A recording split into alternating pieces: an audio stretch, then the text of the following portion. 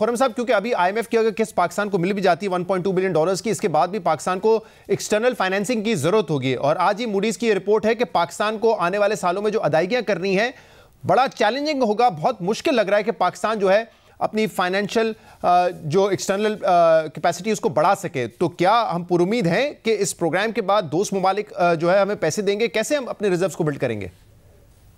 जी, हमें तो बहुत तवक्को है कि बहुत सारे ममालिक जो आईएमएफ की सर्टिफिकेशन का इंतजार कर रहे हैं कि वो हमारे जो टोटल ओवरऑल बजटरी अकाउंट्स हैं उनको वेरीफाई करें। तो एक दफा अकाउंट्स वेरीफाई हो जाएंगे तो हमें 3 या 4 सोर्सेस से उम्मीद है कि पाकिस्तान को एक सपोर्ट मिलेगी। कितनी सपोर्ट मिलने के इम्कान हैं? आईएमएफ को क्या एश्योरिटी दी हमने?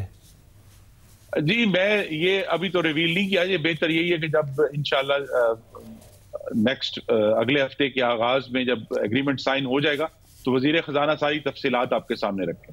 और खुर्रम साहब, आज कुछ तफसीलात बताई वजीर खजाना ने, जिसमें उन्होंने कहा है कि पेट्रोलियम प्रोडक्ट्स पे कोई सेल्स टैक्स नहीं लग रहा, लेकिन साथ में उन्होंने ये भी कहा है कि 170 अरब रुपए के हमें नए टैक्स लगाने पड़ेंगे, जिसके लिए नया मिनी बजट आएगा।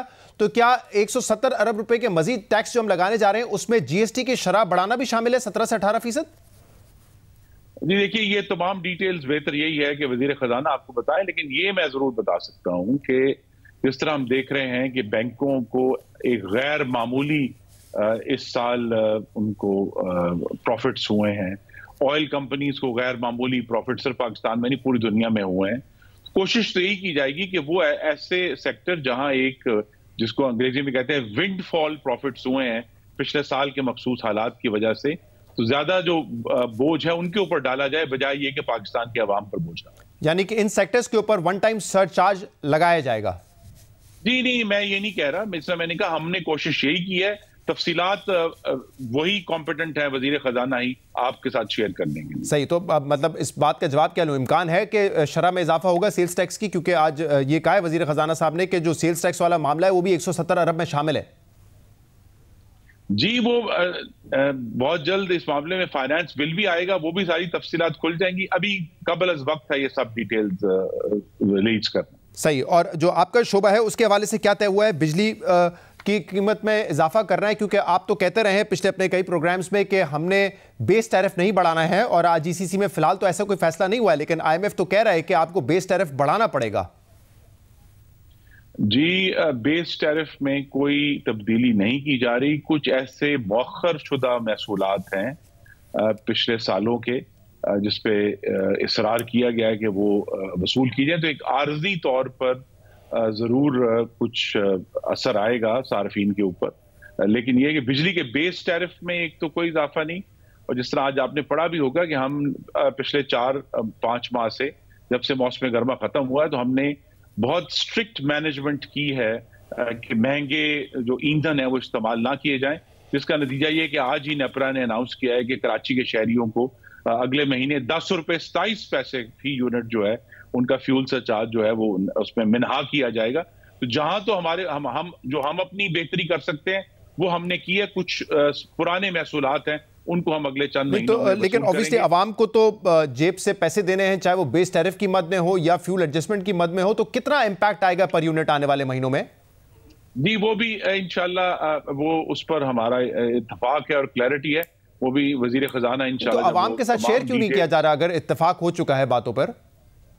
जी देखिए, जब तक फाइनल एग्रीमेंट साइन नहीं हो जाता, ये एक नेगोशिएशंस का बुनियादी असूल है कि जब तक बाकायदा तौर पर दस्तखत ना हो जाए, तफसीलात शेयर ना की जाए, तो इंशाल्लाह वजीर खजाना जो है वो अगले हफ्ते शेयर करेंगे तफसीलात। अगर जरूरत पड़ी तो मैं खुद भी आपसे आकर शेयर करूंगा। और लेकिन इस बात पे तो इत्तेफाक हो चुका है कि एक्सपोर्टर्स को जो सब्सिडी दी गई थी अक्टूबर में, ये फैसला किया गया था 110 अरब रुपए का अमाउंट है, उसमें कुछ अमाउंट दिया जा चुका है, लेकिन अब उसको अबॉलिश किया जाएगा। जी, ये तफसील भी बेहतर है कि वज़ीर खजाना ही बताएंगे। ये सारे इश्यूज जो है मना किया हुआ है क्या सागडार साहब ने कि मैं बताऊंगा, आपने नहीं बताना है, अपने शोबे के हवाले से भी नहीं बताना है? नहीं, देखिए, चूंकि नेगोशिएशंस का मैं भी हिस्सा रहा हूं, उसकी एक कॉन्फिडेंशियलिटी है, उसका एक तकद्दुस है। जब साइन हो जाएगा तो तमाम तफसीलात लेकिन खुद साहब ये तो बता दीजिए, क्योंकि आप लोगों ने मजीद कहा था कि 675 अरब रुपए की टारगेटेड सब्सिडी हमें पावर सेक्टर में देनी है, आईएमएफ इस पे राजी नहीं था, तो अब आईएमएफ क्या चाहता है कि 300-350 अरब रुपए तक ये अमाउंट लेके आई जाए? जी, तकरीबन यही नंबर है जिस पर अब हमारा एग्रीमेंट हुआ है, लेकिन उम्मीद यही है कि जब ये एग्रीमेंट साइन होकर वेबसाइट पर आ जाएगा तो तमाम तफसीलात आपके साथ भी और बाकी मीडिया के साथ शेयर कर लें। तो अब टारगेट क्या दिया गया है कि जो सर्कुलर डेट जितनी तेजी से बढ़ रहा था उसकी रफ्तार को कम करना है, या जो बैकलॉग इकट्ठा किया है उसको भी आहिस्ता आहिस्ता कम करना है? क्या टारगेट है आईएमएफ की तरफ से? जी, जैसा मैंने कहा, टारगेट का जो एक्चुअल नंबर है वो वजीर खजाना आपके साथ शेयर करेंगे, लेकिन ये है कि जो उसमें एक इजाफा हो रहा था उसकी जो रफ्तार है उसको कम किया गया है, क्योंकि हमारे सामने, जिस हमने आईएमएफ से भी ये बार बार बात की है कि अभी जो डबल हमें इस साल में चैलेंजेस का सामना हुआ है कि एनर्जी प्राइसेस का, यूक्रेन जंग की वजह से तमाम जो ईंधन है, कोयला है, गैस है, तेल, तो पहले उसकी कीमत ज्यादा थी, तो हमें बहुत एक वो हिट है, और दूसरी हिट जो है वो एक गैर मामूली तौर पे जो सैलाब आए हैं उसकी वजह से हिट पड़ी है। तो बहुत सारे ऐसे इश्यूज जो पुराने थे उनको एक साल में हल नहीं किया जा सकता, तो उसमें बहुत हद तक इत्तेफाक है कि उसको बतदरीज जो है कम किया जाए। और खुर्रम साहब, आप बार बार कह रहे थे कि 300 यूनिट से जो कम बिजली इस्तेमाल करेगा उस पर हम इम्पैक्ट नहीं आने देंगे, आईएमएफ इससे इख्तलाफ कर रहा था, इस पर क्या तय हुआ है? इस पर तो कम से कम बता दें कि वो जो 300 यूनिट से कम इस्तेमाल करते हैं उनके लिए टैरिफ बढ़ेगा या नहीं बढ़ेगा?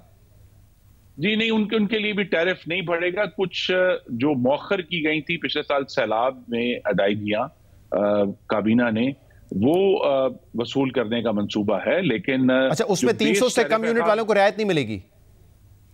जी नहीं, उन्हीं पर मौखर की गई थी, बाकियों पे तो मौखर नहीं की गई थी। तो वो जो पिछले साल रियायत दी गई थी उसको हम आइंदा आने वाले चंद महीनों में आर्जी तौर पर वसूल करेंगे और उसके बाद वो खत्म हो जाएगा। सही है। तो खुर्रम साहब, कब तक अब एक्सपेक्ट किया जाए कि स्टाफ लेवल एग्रीमेंट जो है हो जाएगा, और कब तक बोर्ड अप्रूवल के बाद पाकिस्तान को ये $1.2 बिलियन मिलने के इम्कान आते हैं? जी, मुझे तो उम्मीद है कि इंशाल्लाह ये जो स्टाफ लेवल एग्रीमेंट है ये गालिबन 14 या 15 फरवरी तक दस्तखत हो जाएंगे।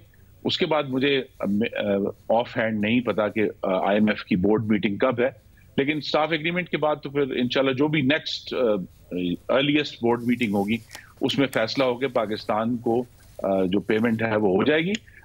ज्यादा अहम बात आईएमएफ के $1.1 बिलियन से ये है कि जब पाकिस्तान के जो मुस्तकबिल के जो अकाउंट्स वेरीफाई हो जाएंगे, उससे फिर जो दूसरे ममालिक पाकिस्तान की मदद करना चाहते हैं उनको भी आसानी होगी।